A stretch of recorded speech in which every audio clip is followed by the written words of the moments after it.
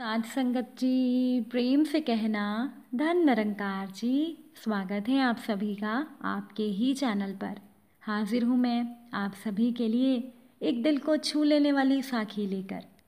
तो चलिए ज़्यादा समय ना गवाते हुए आज की साखी सुनते हैं। साध संगत जी, राधा जी का भरा पूरा परिवार था।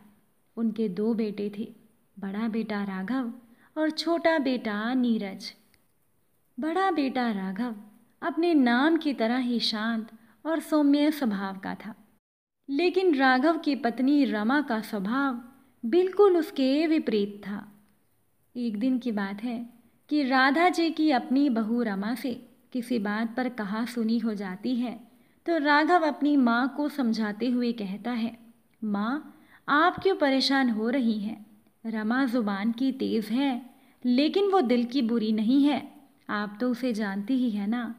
पल भर में वो नाराज़ हो जाती है और फिर अगले ही पल हंसना और मुस्कुराना शुरू कर देती है। मैं उसे समझा लूँगा, आप ज़्यादा परेशान मत होइए, हम कहीं नहीं जाएंगे। राघव के छोटे भाई नीरज की शादी नहीं हुई थी। तब तक तो राधा जी और उनका बेटा राघव रमा की गलतियों को नज़रअंदाज करके घर में शांति और प्यार का माहौल बनाने में सक्षम थे। लेकिन जब नीरज की शादी हुई और नीरज की पत्नी भावना घर में आई, तब से तो रमा को समझाना मुश्किल होता जा रहा था। राधा जी तो बहुत ही कम उम्र में विधवा हो गई थी। उन्होंने अपने दोनों बेटों को पाल पोस कर बड़ा करने में बहुत ही संघर्ष किया था। बिना पति के साथ के जीवन का इतना लंबा सफ़र तय करना राधा जी के लिए आसान नहीं था, लेकिन उनकी दृढ़ता और मेहनती स्वभाव के कारण वो अपने दोनों बेटों को शिक्षित और संस्कारी बनाने में सफल रही। राधा जी का बड़ा बेटा राघव एक अध्यापक था और उनका छोटा बेटा नीरज इंजीनियर था। दोनों बेटे माँ से बहुत प्यार किया करते थे। राधा जी भी खुश रहा करती थी अपने हरे भरे संसार को देखकर। बस राधा जी तो अपनी ज़िंदगी में इतना ही चाहती थी कि जब तक वो जिंदा हैं उनके दोनों बेटे एक साथ रहें, मिलजुल कर रहें। लेकिन उनकी बड़ी बहू रमा का व्यवहार थोड़ा अलग था। रमा चाहती थी कि उसका अलग अपना घर हो और वो अपने बच्चों के साथ अलग रहे।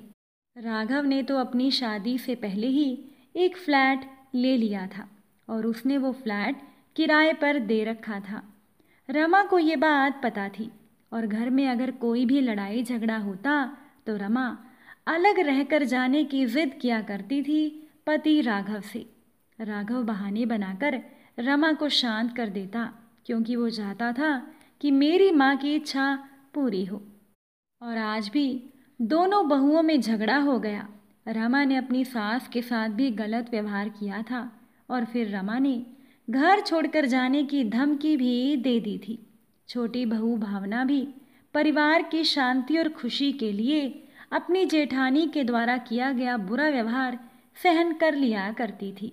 राधा जी तो रमा के गुस्सैल होने की वजह से उससे ज़्यादा कुछ तो नहीं कहती थी, लेकिन छोटी बहू भावना के शांति प्रिय होने के कारण उसे ही चुप रहने के लिए कह दिया करती थी। आज भी रमा ने भावना के मायके पक्ष की बेइज्जती करके उसे बहुत बुरा भला सुनाया था। अब भावना वैसे तो हमेशा शांत हो जाया करती थी, लेकिन आज तो भावना के भी सब्र का बांध टूट गया और वो अपनी जेठानी को जवाब देने लगी। भावना के पति नीरज ने उसे बहुत डांटा तो राधा जी ने नीरज को रोक दिया। नीरज और भावना का भी आपस में बहुत झगड़ा हुआ, क्योंकि नीरज राघव के जितना शांत स्वभाव का नहीं था। घर में हो रही लड़ाई देखकर बच्चे भी डर गए। राधा जी भी रात भर नहीं सोई। दोनों बेटों के कमरे से लड़ने की आवाज़ें उनके मन में कील की तरह चुभ रही थी। राघव का उदास चेहरा राधा जी को और परेशान कर रहा था। वो पूरी रात सोचती रही कि आखिर भावना की गलती ही क्या थी। वो बेचारी तो बेवजह पति के भी झगड़े का शिकार बनी, जबकि उसकी तो कोई गलती ही नहीं थी। आखिर वो कब तक अपनी जेठानी के ताने सहन करती। और बड़ी बहू रमा ने भी हमेशा के लिए मायके जाने की धमकी दे दी थी। दोनों बेटों के जीवन में कलह ने घर कर लिया था। दोनों बेटे जी जान से कोशिश कर रहे थे साथ में रहने की और अपनी माँ की इच्छा पूरी करने की, लेकिन फिर उन्होंने सोचा कहीं ऐसा ना हो साथ रहने की जद्दोजहद में इन सब में आपस में ही दूरियां आ जाएं। राधा जी रात भर सोचती रही और अगले दिन सुबह सुबह वो घर से निकल गईं बिना किसी को कुछ भी बताए। जब उनके बेटे और बहुएं अपने कमरे से निकले तो माँ को घर में ना पाकर सभी परेशान हो गए। सभी ने आस पड़ोस में भी देखा, मंदिर में भी जाकर देखा, लेकिन राधा जी कहीं पर नहीं थी। परेशान और हताश दोनों भाई घर लौटे तो माँ को घर की देहरी पर बैठा हुआ पाया। माँ को सामने देख राघव और नीरज दौड़कर उनके गले लगकर उनके पास जाकर बैठ गए और कहने लगे, माँ आप कहाँ चली गई थी? एक बार बता तो देती, पता है हम कितना घबरा गए थे।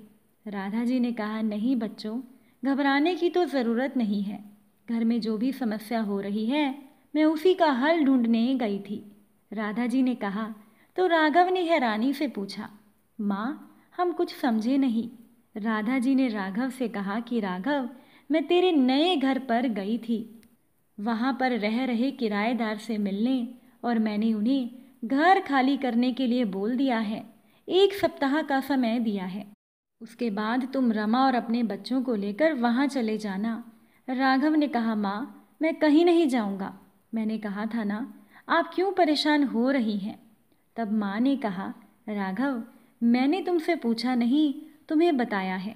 आज तक तुमने मेरी हर बात मानी है, तो मेरी ये बात भी मान लो। यही फैसला हम सभी के लिए उचित है। मुझे घरों में दूरी मंजूर है, लेकिन दिलों में दूरी मंजूर नहीं। हम सब एक ही शहर में हैं, रोज मिलना मिलाना होता रहेगा, प्यार भी बना रहेगा। तुम लोग हंसते मुस्कुराते रहो, मुझे तो यही चाहिए, और ये फैसला मैंने बहुत सोच समझ कर लिया है। अब चलो नाश्ता करते हैं, मुझे बहुत भूख लगी है। दोनों बेटों का हाथ पकड़कर राधा जी अंदर ले गई। आज उनके मुख पर कुछ अलग ही आभा थी। वो खुश थी क्योंकि अपने बच्चों की खुशी के लिए आज उन्होंने एक मजबूत फैसला ले लिया था। वो अपने दोनों बेटों को एक साथ रखना चाहती थी, लेकिन घर में रहते रहते राधा जी ये बात जान गई थी कि अब उनके दोनों बेटों का एक साथ एक ही छत के नीचे रहना संभव नहीं, क्योंकि उनके पत्नियों के स्वभाव एकदम अलग थे। साथ संगत जी, आपको राधा जी का ये फैसला कितना सही लगा? कमेंट करके अपनी राय ज़रूर बताइएगा। आप सभी से फिर मुलाकात होगी एक नई साखी के साथ। साथ संगत जी, प्यार से कहना, धन निरंकार।